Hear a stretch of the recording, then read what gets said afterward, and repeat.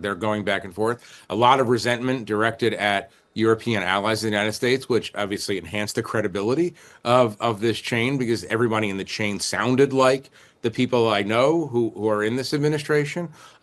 Nevertheless, it wasn't until Saturday that I was reasonably certain that this wasn't a hoax, that I had actually mistakenly been included in a conversation of the Principals Committee, essentially the leaders of the national security community, including the head of the CIA, in this discussion of whether the Houthis should be attacked in Yemen. Honestly, my reaction was, I think I've discovered a massive security breach in the United States national security system, which is to say, it's almost automatically true that if the editor-in-chief of The Atlantic is being given access to this kind of information, weapons systems and packages and timing and weather in Yemen and all kinds of information about sequencing of particular events, then obviously there's a security breach.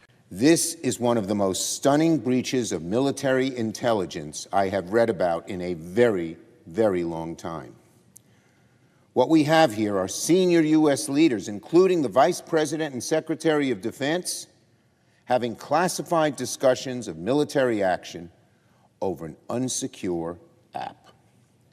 It's bad enough that a private citizen was added to this chain, but it's far worse that sensitive military information was exchanged on an unauthorized application, especially when that sensitive military information was so important.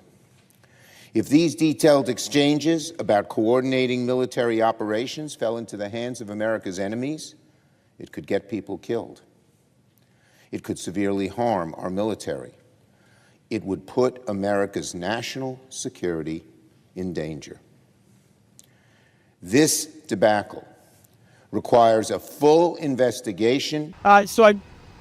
You're talking about a deceitful and highly discredited so-called journalist who's made a profession of peddling hoaxes time and time again, to include the hoaxes of Russia, or the fine people on both sides hoax, or suckers and losers hoax. So this is the guy that peddles in garbage. This is what he does.